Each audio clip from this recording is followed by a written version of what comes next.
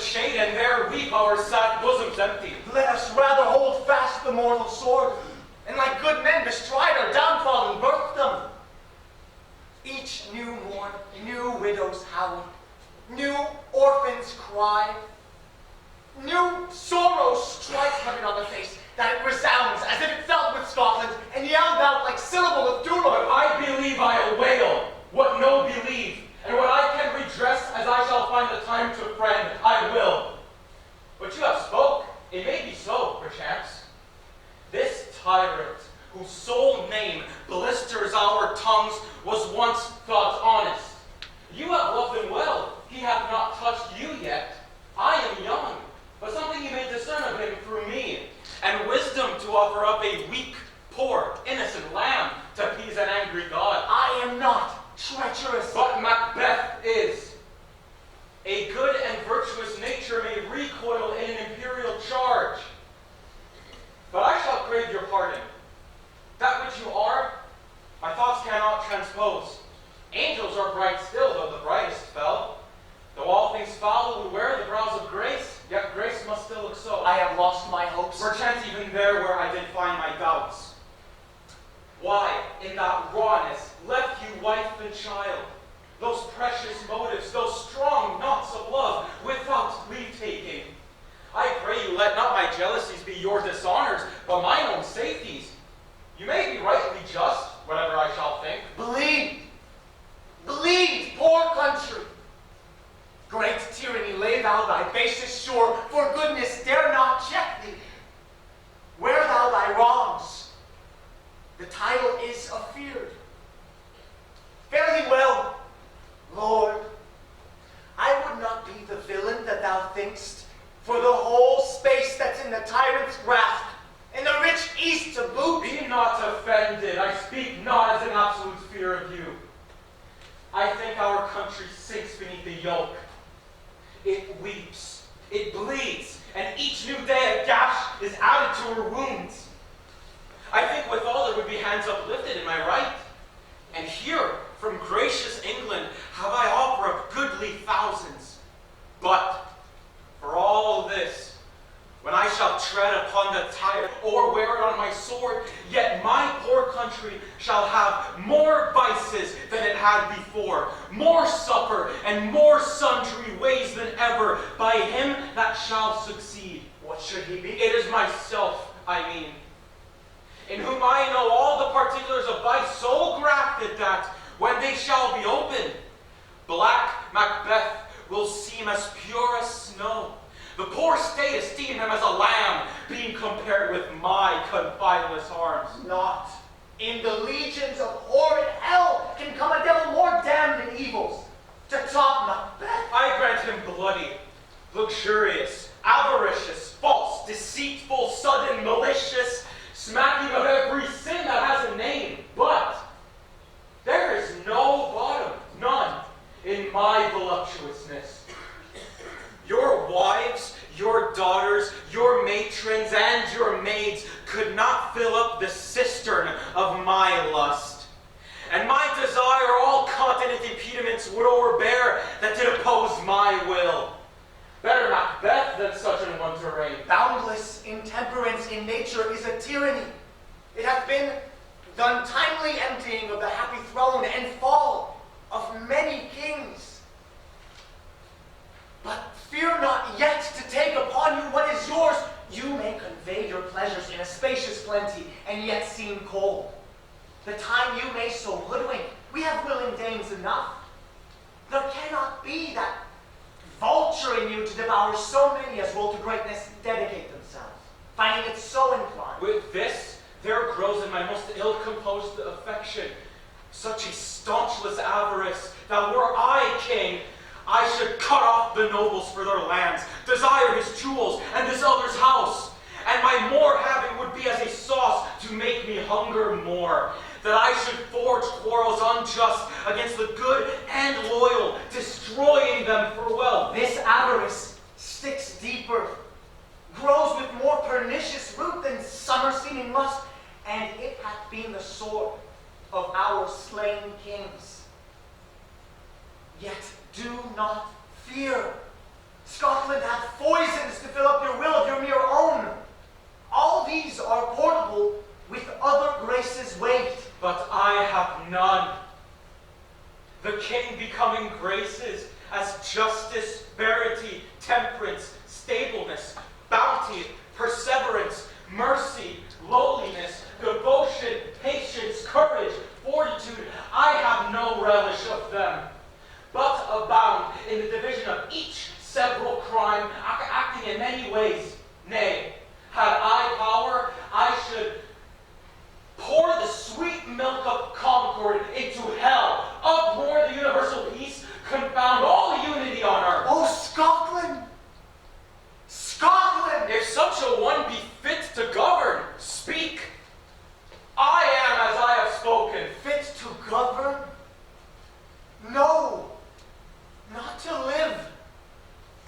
Oh, nation miserable, with an untitled tyrant.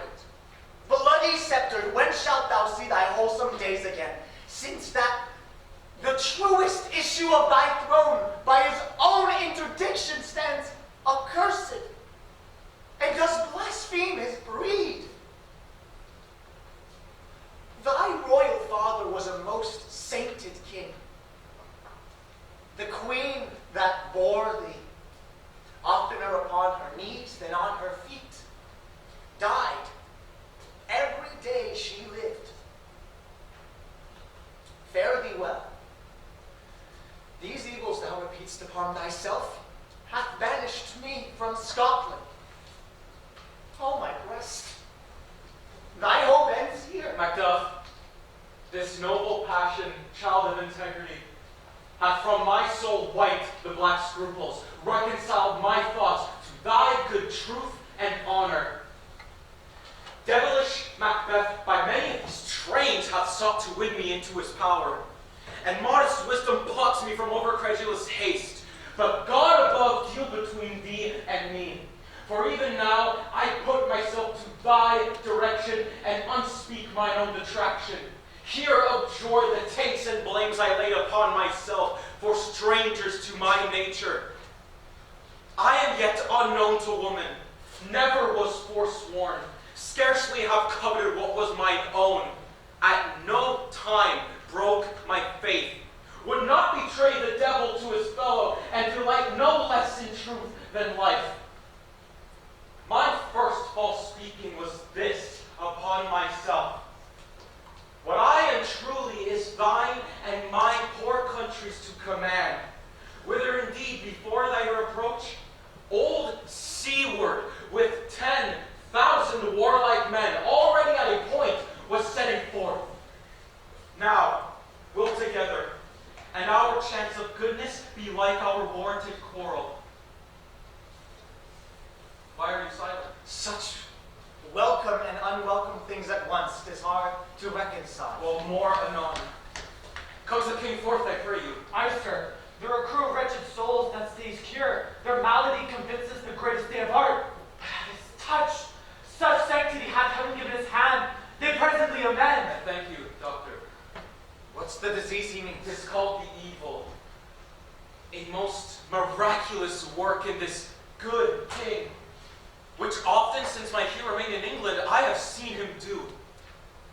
How he solicits heaven himself best knows, but strangely visited people, all swollen and ulcerous, pitiful to the eye, the mere despair of surgery he cures.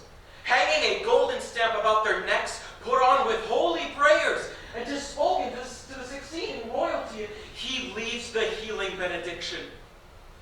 With this strange virtue, he hath a heavenly gift of prophecy, and sundry blessings hang about his throne that speak him full of grace. See who comes here. My worthy kinsman, yet I know him not. My ever gentle cousin, welcome hither. I know him now. Good God, be time to remove the means that make us strangers. Sir, amen. Stand Scotland where it did. Alas, poor country, almost afraid to know itself. It cannot be called our mother, but our grave, where nothing but seem to smile, where sighs and groans and shrieks that rend the air are made, not marks, where violent sorrow seems a modern ecstasy. The dead man's knell is there scarce asked, for who? And good men's lives expire before the flowers in their caps dying or ere they sicken. Oh, relation too nice, and yet too true. What's the newest grief? That of an hour's age doth hiss the speaker. Each minute teems a new one. How does my wife? Why, well, And all my children? well too. The tyrant has not battered at their peace. No, they were well at peace when I did leave them. How goes it? When I came hither to transfer the tidings, which I have heavily borne, there ran a rumor of many worthy fellows that were out, which was to my belief witnessed the rather, for that I saw the tyrant's power afoot. Now is the time of help. Nor I in Scotland would create soldiers, make our women fight to doff their dire distresses. My countrymen, be it their comfort, we are coming thither. For gracious England hath lent us good seaward and 10,000 men, an older and better soldier none that Christendom gives out. But I can answer this comfort with the like.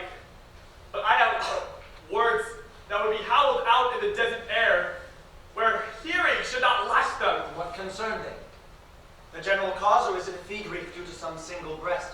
A line that's honest, but in it shares the woe, though the main part pertains to you alone. If it be mine, keep it not from me, quickly, let me have it. Let not your ears despise my tongue forever, which shall possess them with that heavy sound that ever yet they heard. I guess at it. Her castle is surprised. Your wife and babes savagely slaughtered. To relate the matter, we're on the query of these murdered deer to add the death of you. Merciful heaven. What man, never pull your hat upon your brows, give sorrow words. The grief that does not speak whispers the old heart and bids it break. My children too? Wife, children, servants, all that can be found. And I must be from thence? My wife killed too? I have said, Be comforted. Let us make medicines of our great revenge to cure this deadly grief. He has no children. All my pretty ones. Did you say all?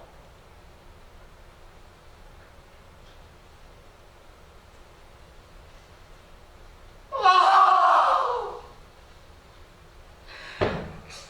Hellkite! Oh! What all my pretty chickens and their dam at one fell swoop? Dispute it like a I man. shall do so. But I must also feel it as man. I cannot but remember such things were that were most precious to me. Did heaven look on and would not take their part? Sinful Macbeth, they were all slain for me, not for their own pains, but for mine fell slaughter on their souls. Heaven, rest them now. Be comforted.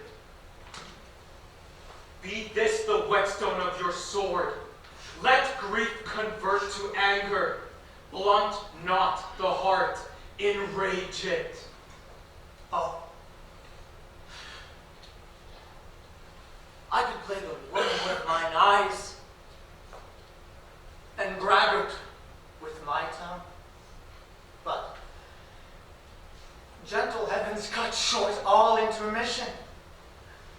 Front to front bring thou this fiend of Scotland and myself. Within my sword's length set him.